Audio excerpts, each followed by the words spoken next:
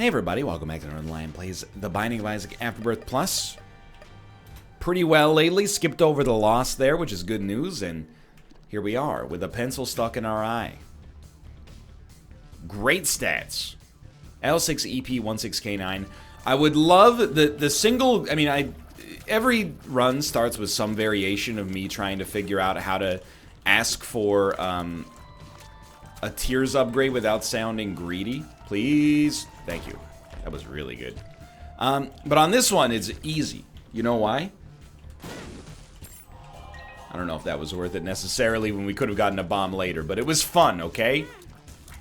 On this one, it's easy, because every, 10 shots or every 8 shots, we get a pencil shot. The pencil shot is worth so much.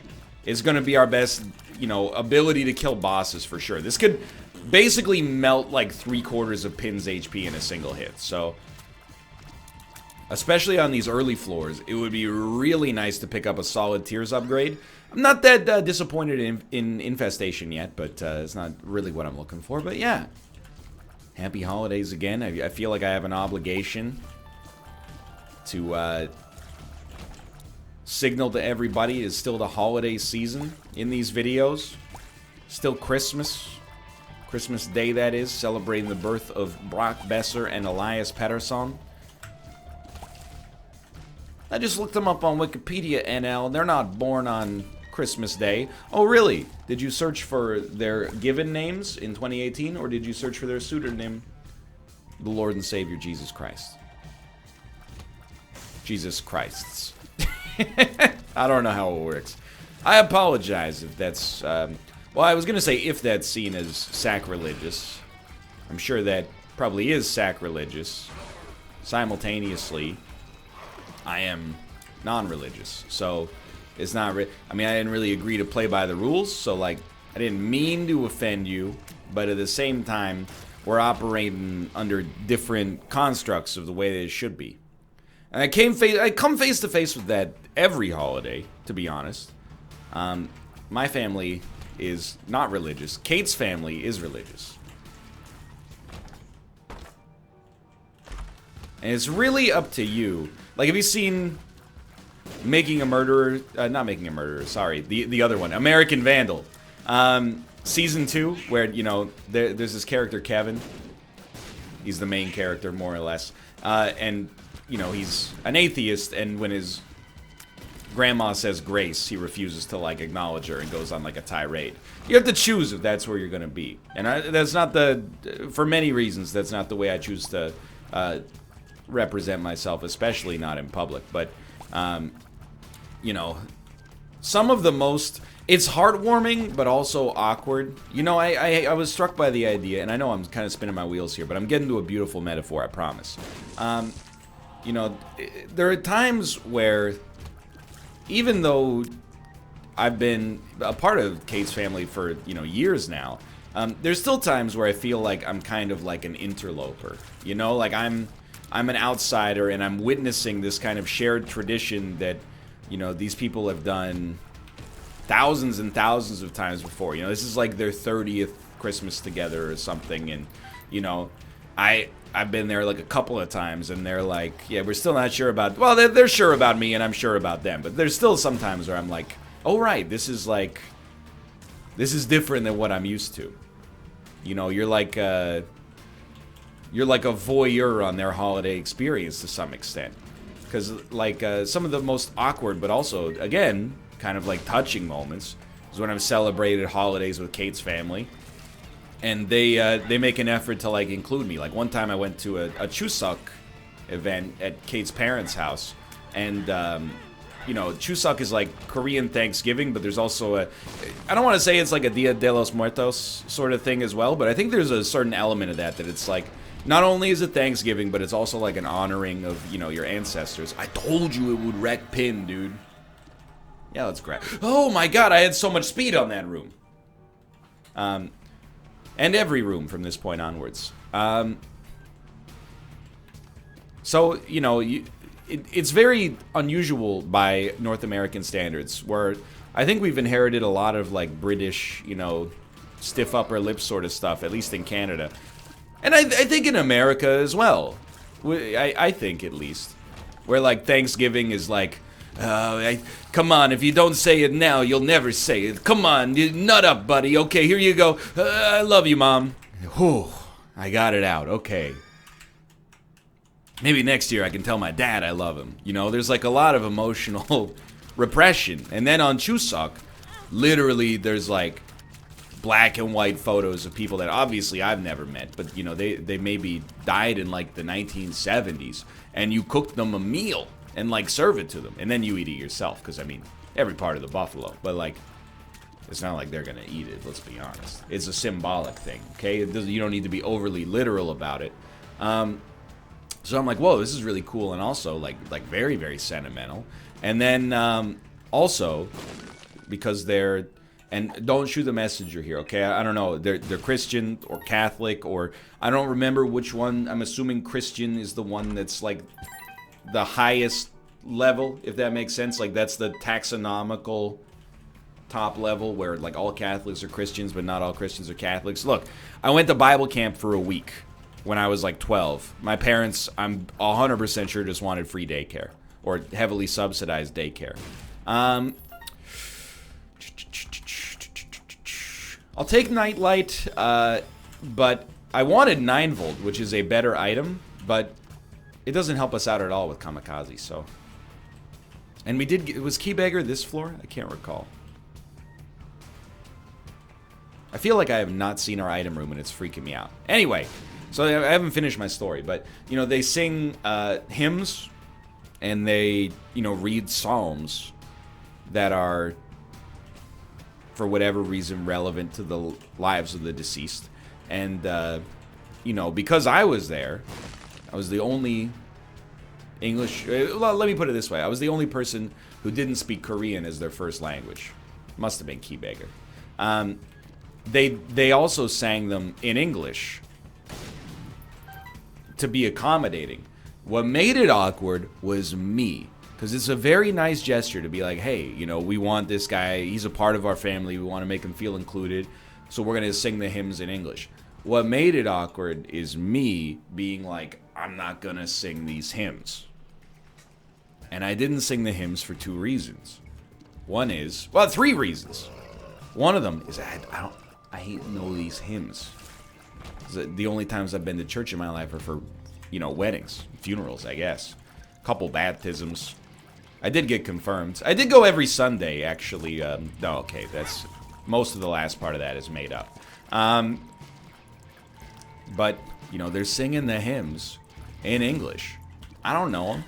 I know, like, Amazing Grace. If a hymn has been in a movie 15 times, I could probably do 1 verse. But once they get into that second verse, that's all about, you know, shepherds and...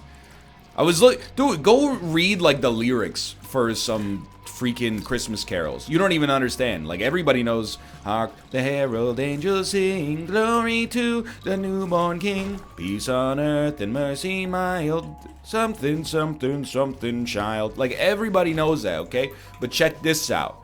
Hark the herald angels sing lyrics. Verse 2 gets freaking nuts. Listen to this. If you say it in like a black metal voice. Christ by highest heaven adored, Christ the everlasting Lord. Late in time, behold him come, offspring of the favored one. Veiled in flesh, the Godhead see, hail th' incarnate deity. Pleased as man with man to dwell, Jesus our Emmanuel. It gets pretty, like, you know, I'm not gonna say violent, but it's pretty epic. Veiled in flesh, the Godhead bring, or what? I don't even know if I remember the lyrics at this point, but anyway, I don't know the second verse, okay? And Hark the Herald Angels Sing is not really like a hymn, but you get the idea. So one reason is I ain't know the hymns. And then another reason is I can't sing. The fact that I'm not religious didn't even factor in. Like, I'll happily, you know, participate in whatever. I don't consider it like a blaspheming of my personal beliefs. You know, when we were at Christmas Eve with my in-laws, my 7-year-old niece said grace. It was very innocent and pure. She said, "Thank you, baby Jesus, for being born on Christmas." And I was like, good one. And then she was like, "Thank you for creating the world." And I was like, oh, snap, she's right. That was a sick move. Thank you for creating the world.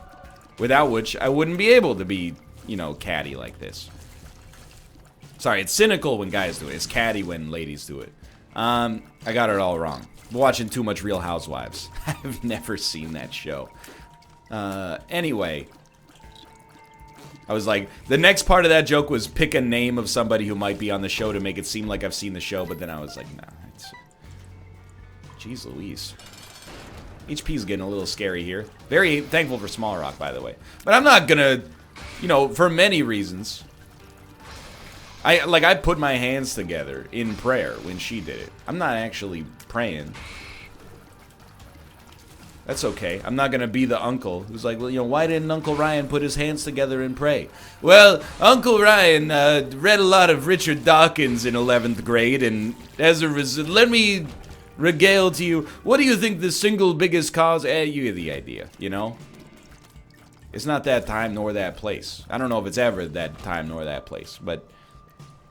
What were the other reasons? The other reasons are, I can't sing. So even like... the only song I'll sing is Happy Birthday, and I sing it like I'm in, you know, school chorus, doing the bass part. Happy birthday to you.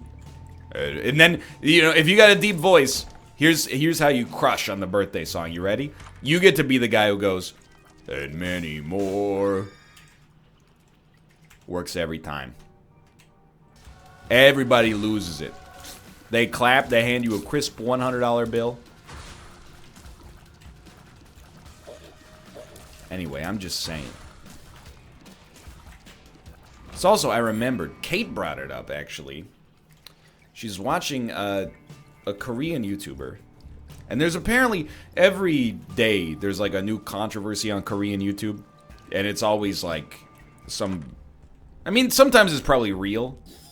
And I don't mean that to be offensive, but, you know, sometimes it's probably not what I would see as petty, I guess is the way that I should approach that. But sometimes I'm like, dude, this is a made-up controversy for people who love drama.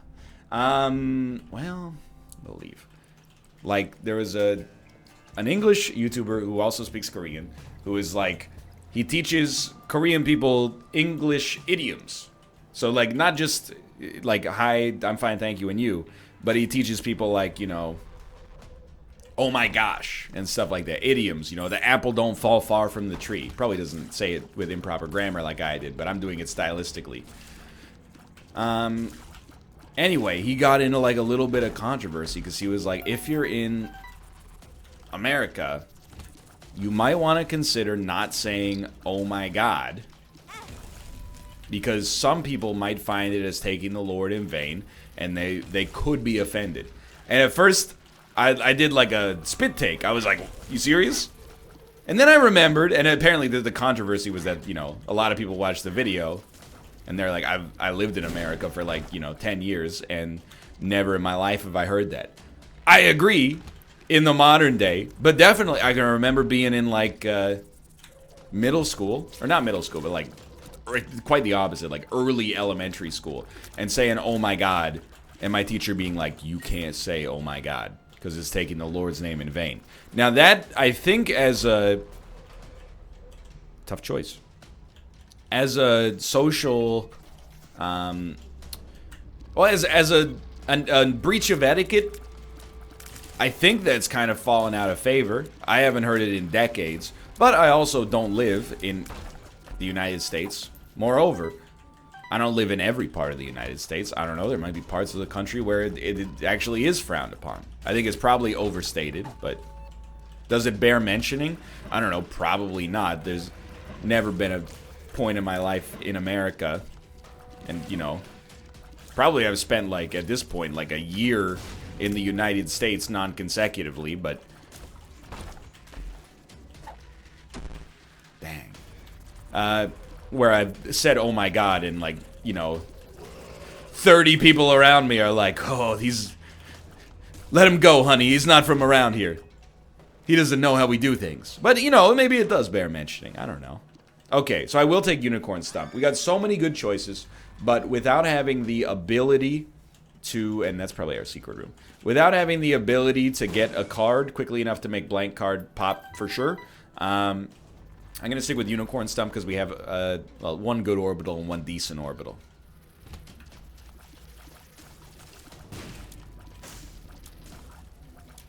Which we should use at every opportunity.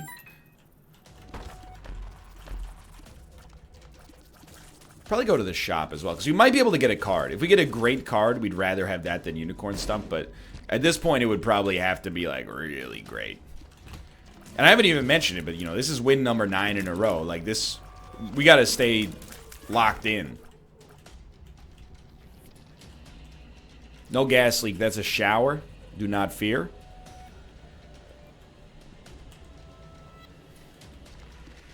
It also represents, that's like a different alarm clock for me.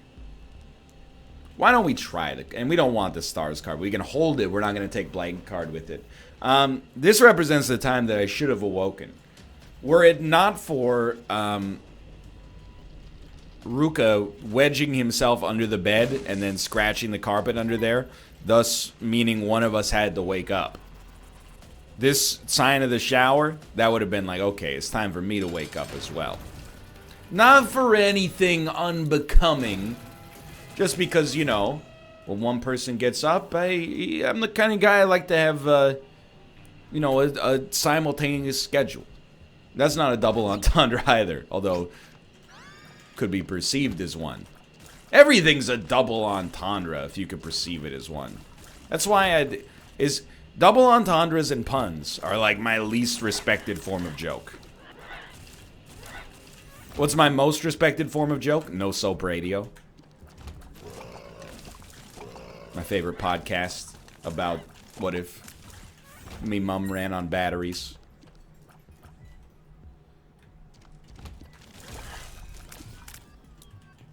Where was I going with this? I don't remember. We could still, like, this is a very, very easy run to lose. But we don't, and I gotta remember, it's not a daily. We have no obligation. I totally didn't even mention it either, but having the attack fly is so good. Ah!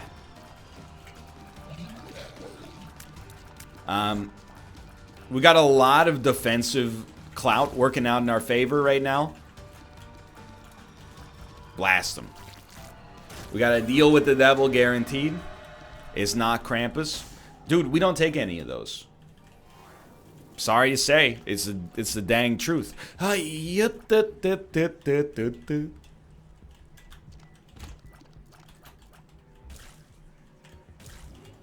Actually, that's not true.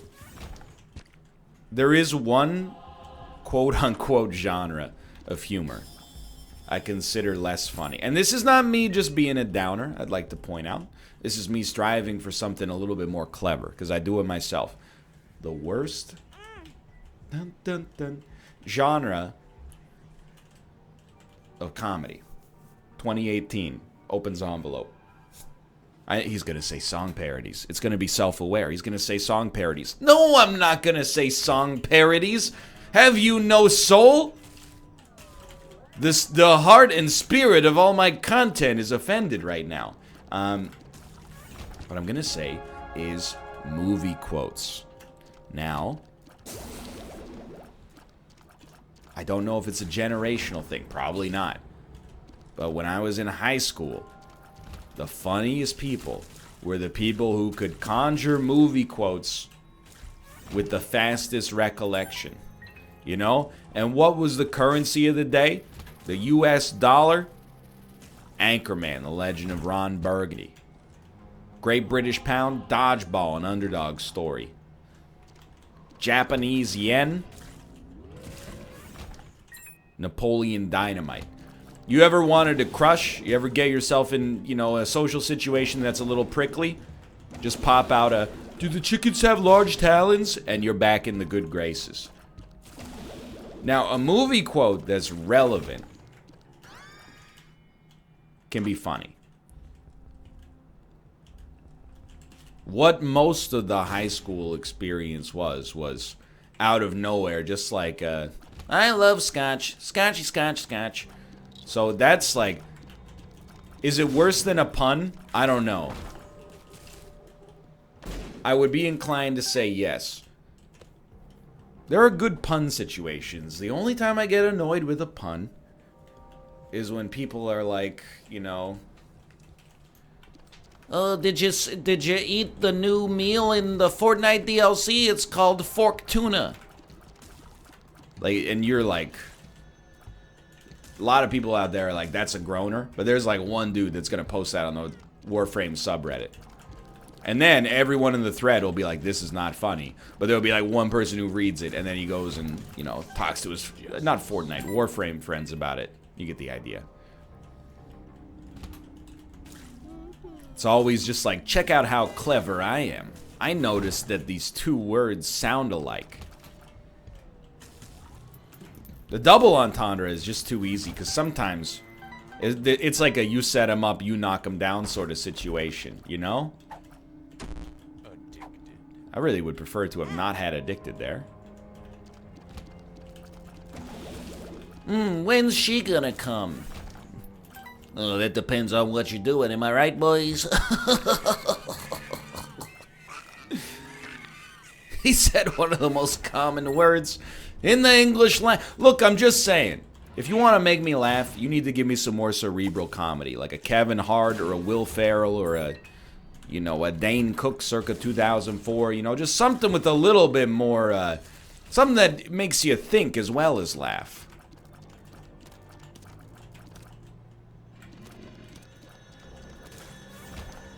You know, like a Jumanji, Welcome to the Jungle. Chose the wrong door. Well, we're taking one makes you larger pills because we can use them to get an achievement. I mean, not an achievement. I don't know what the word would be. To get progress for unlocks. If we take 3 of them in the same run. We'll take the Polaroid. I'm happy, like very happy indeed, to be fighting Krampus.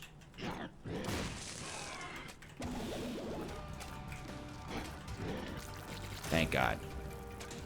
Do we want Krampus's head? No. Unicorn Stump is substantially more useful right now. But like, this run is still up in the air. Like an Yvonne Reitman film. Yeah, that's how I say Ivan. You got a problem? It's not pronounced Yvonne?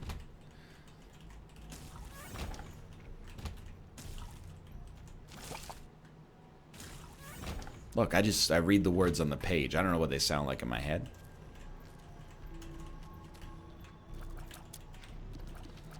I would like a BFF. Like, not in real life. That's outdated terminology. I wonder what the movie quote... I'm trying to think. Like, if you're in high school right now, what's the #1 movie quote? It's probably from, like, Blockers or something like that. And that's not meant as a besmirching, you know. By all accounts, I heard that movie was quite good. Or I don't know, maybe people are like, I hate Blockers. I don't know. I've stopped living my life by the TikTok rhythm of what people in high school find, you know, socially rewardable. One day you may as well. Or you won't. And then you'll be a very cool dad or mom. I'm hip. I'm cool. That's an Austin Powers quote in and of itself. See? I told you, it's no surprise to me. I am my own worst enemy. That's a quote in and of itself.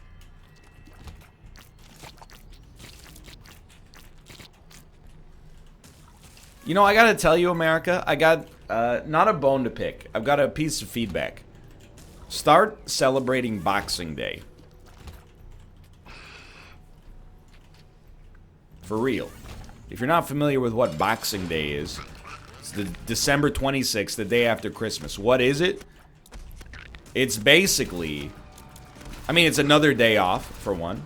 But it's also Black Friday for Commonwealth countries. It's a day, you know... And why is it a good day for it? Because when you're a kid, you get, you know, some cash for Christmas. You go out on Boxing Day, there's sales, everything's open. You buy things, you come home and, you know, sing Good King Wenceslas. Finally, we're able to get an item room, so let's not besmirch that. We've been carrying this trinket forever. And also, stop laughing at all of our holidays. You know, we don't laugh at President's Day. I mean, I do, but not outwardly. You know, just, what is Boxing Day? Is that like Mike Tyson's favorite day of the year? Yeah, well, what's freaking Arbor Day? Celebrating the former general manager of the New York Islanders? Like, two can play that game. I mean, yours is definitely a lot more universally understandable, but, you know, at the same time... What, you think you're better than me? Plus, what's this weird holiday, July 4th? It's July 1st, dummies. Hey, copy my Independence Day, but don't make it look too similar. Mind you, American Independence Day was like 100 years earlier. We all copied Bastille Day. Let's not get... You know, just remember who the common enemy is here. That's right, Napoleon Dynamite.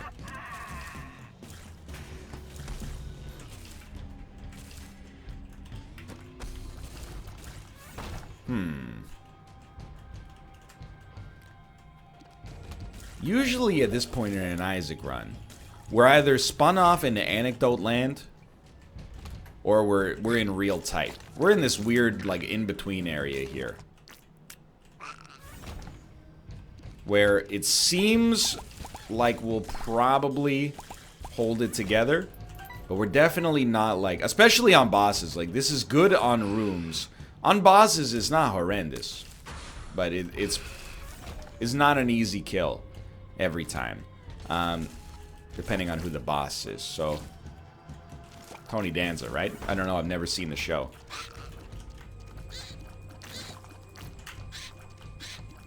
I'll take it a step further. I don't think I've ever seen a show with Tony Danza in it. I'll take it a step further. I don't know if I've ever... Like, you know what? I've seen one thing with Charlie Sheen in it. Hot Shots, and perhaps Hot Shots Part 2. No, I have not seen Major Leagues. Unless you're talking about the Pavement song. Finally, we've been holding this trinket for 100 years. Rita Repulsa. It's HP. Honestly, relatively happy with that.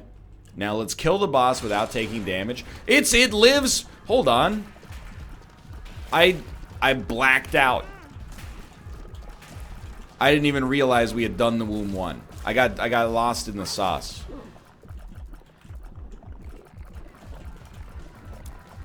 Speaking of which, you know what my favorite part of going to the United States of America is?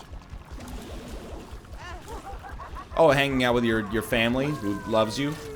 Nope. Getting some perspective on adult life from adults who actually live a normal existence instead of your weird bubbled internet one? Nope.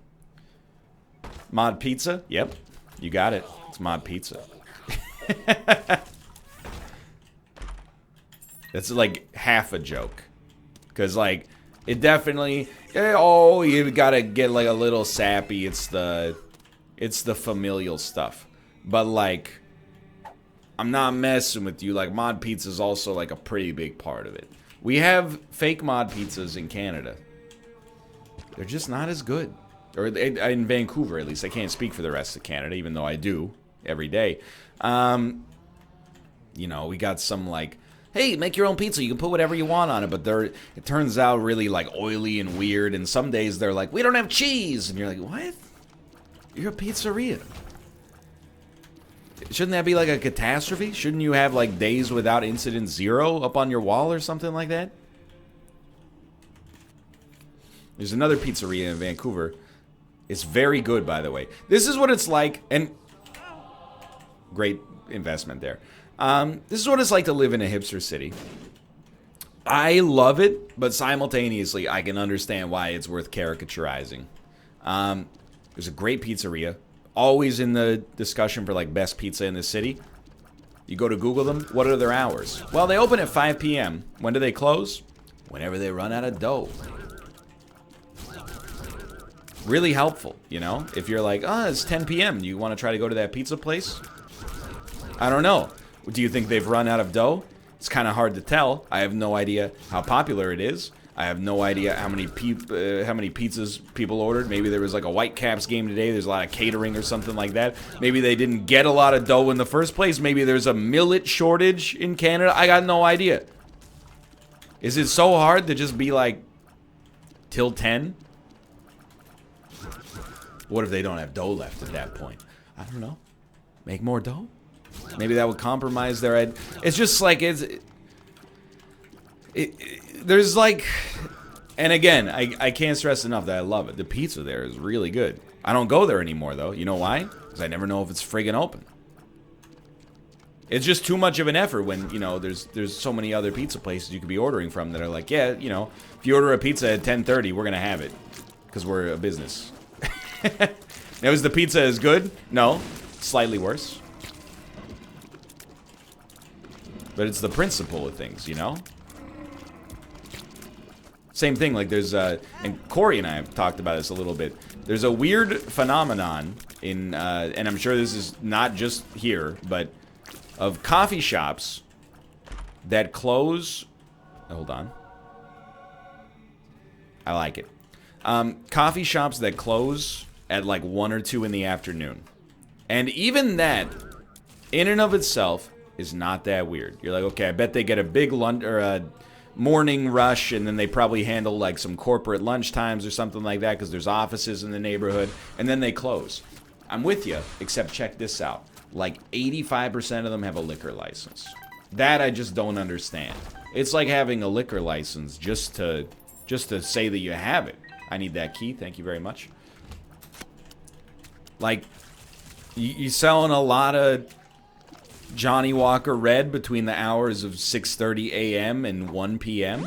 Imagine you're probably getting some, and I'll reserve judgment on that comment. But, like, it just seems like a very weird mirroring, or a very weird pairing, I should say. So we're gonna just use 48-hour energy here.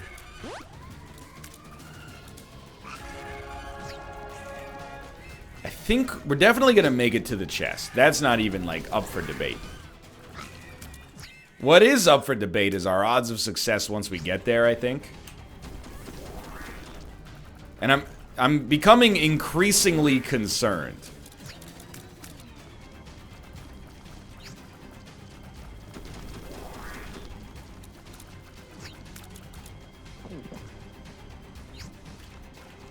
Even though we are going quite fast.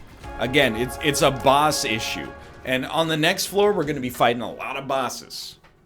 Ideally. Otherwise, we'll be dead. Let's see. We have 1 key. Not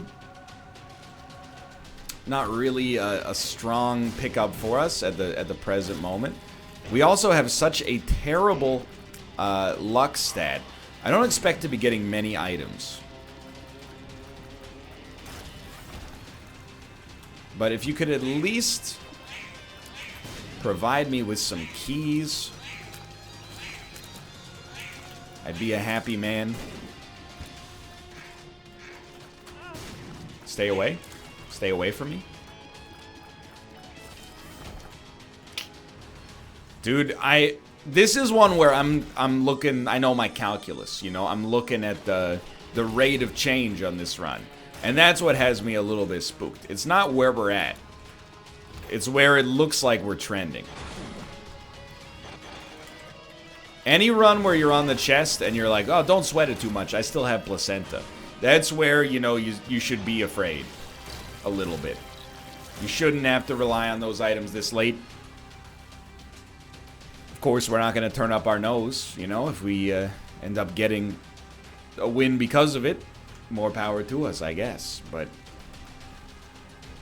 don't psych yourself out, you know? There's still, like, every available chance to succeed. But you also, I don't think we can afford to throw away any HP, and that's rare. Usually you can afford, this feels like a big room, no? Usually you can afford to throw away, like, at least a little bit.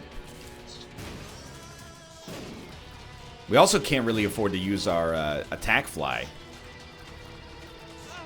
What?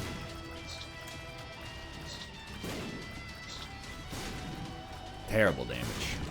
Yo, let's go. We got a full hard back. We got a refund. Everything's okay. No need to call the manager. It's one of those situations where you're like, I do care about who dies and what order, but not enough to risk taking damage. So if we kill Greed last, dude, all I ask for is like some luck upgrades. Alright, well. Even that pittance is unafforded to me. Very good time to get in there. Make sure this dude doesn't have a chance to get up to his usual shenanigans.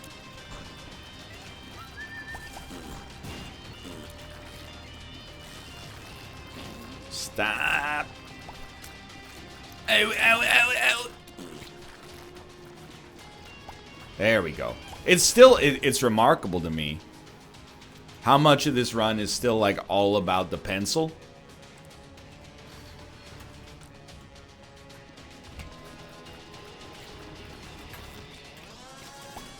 I love this.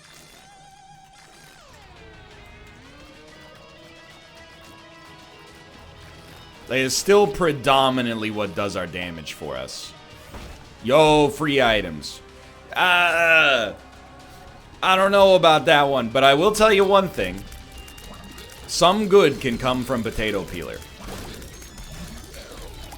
If we're low, if we're on like 4 HP, why not use potato peeler twice, you know? If we're not getting HP back from anything but placenta, we might as well get a 3rd level Meat Boy a little extra damage out of it. I think. If we're on full HP, we won't use potato peeler at all. But this is an item that, at least it's a spacebar item, we don't have to take with us because it can give us a passive permanent benefit.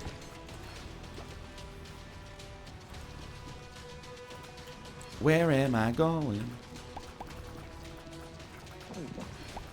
Well, for right now, we're not going to use potato peeler at all. For certain.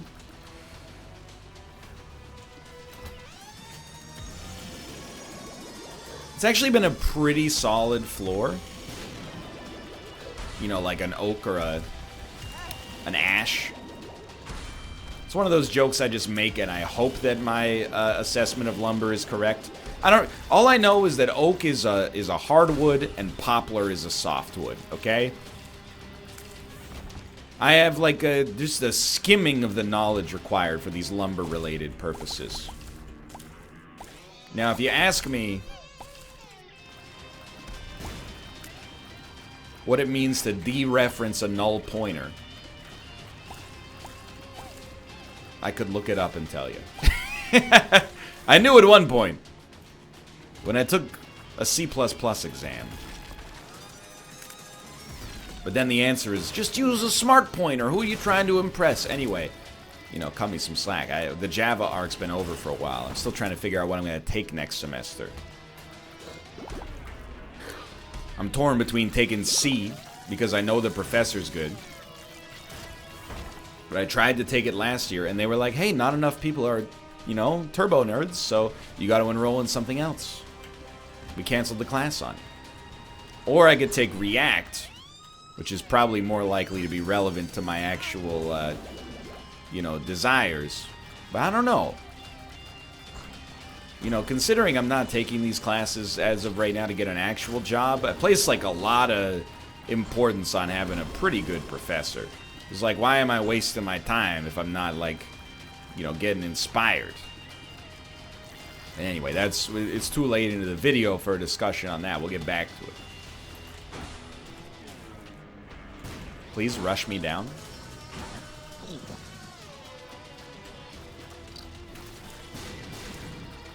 Okay, this could work. It's a bit of a slog, but kill Sloth last. Yo, that is not what I wanted, but 10 bombs is great, and now we can actually see. Because of the compass, we kind of know where we're going.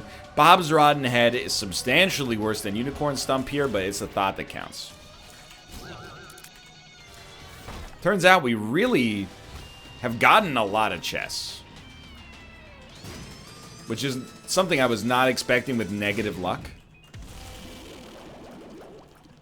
But we still have gotten, like, no, well, literally no keys. So, can't really do much there.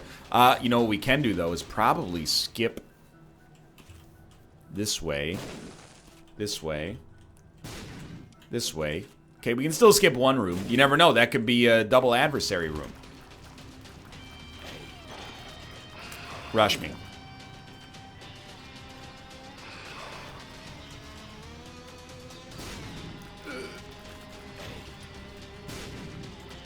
One, not a big deal. Two, we start to get a little bit twisted up. Now, how do I feel about this run? You know, it's hard to be mad because Unicorn Stump plus Orbital is, like, it's good offensively and defensively. But I do think it's fair to say, like, you know, this run kind of sucked.